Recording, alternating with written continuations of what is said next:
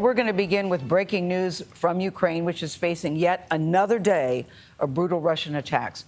Multiple cities have been hit again today after dozens of missiles and drones were launched yesterday with targets all across the country. Many hit neighborhoods full of civilians at the height of rush hour. Ukrainian government says at least 19 people were killed by the first round of these strikes and more than 100 injured. Charlie Daggett is in Ukraine for more on the story. Charlie, good morning to you. Good morning to you, Gayle. More rocket attacks overnight, as you said, air raid sirens here and across the country. Zaporizhia targeted once again. The Ukrainian military said more than 75 cruise missiles were fired into Ukraine.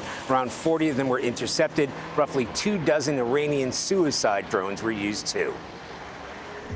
This morning, Ukraine is still reeling from the onslaught, surveying the damage, counting the costs and the dead. An assault that sent residents of Kyiv back into subways and shelters, where they sang Ukrainian folk songs and the national anthem in defiance. But while President Putin may have proved Russia has the reach and the recklessness to rain missiles down on civilians, his soldiers are taking a beating on the battlefield.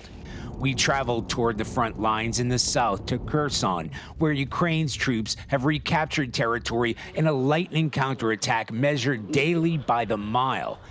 These villages were among the first to fall to Russia under its grip for 7 months until they were liberated not much more than a week ago. Oksana was still in a state of disbelief. What did you think when you first saw Ukrainian soldiers here?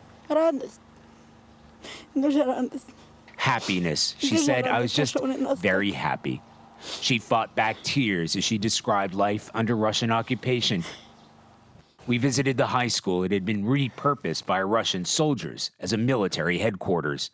The aftermath tells a story of the battle that took place here. Huge chunks of concrete taken out of the wall, every window smashed, the scorched buildings, and the burnt-out armored personnel carriers still bearing the Z of the Russian army.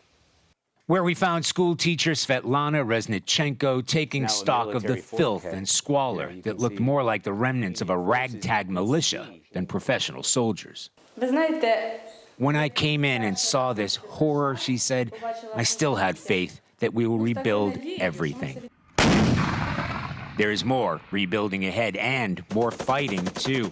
Putin may have proven capable of destroying civilian life, yet his elite troops have proven incapable of even holding ground. Now, in addition to the air raid sirens, there have been new alarms that blast out on cell phones, including ours early this morning. Ukraine's infrastructure has taken a real pounding. Businesses have been asked to shut down at 6 p.m. to conserve electricity. Gayle? Oh, the images are tough. Charlie, as you know, President Zelensky, he's going to make a brief appearance at the emergency G7 meeting later today. So we'll see if there's any help on the way. We thank you, Charlie Daggett.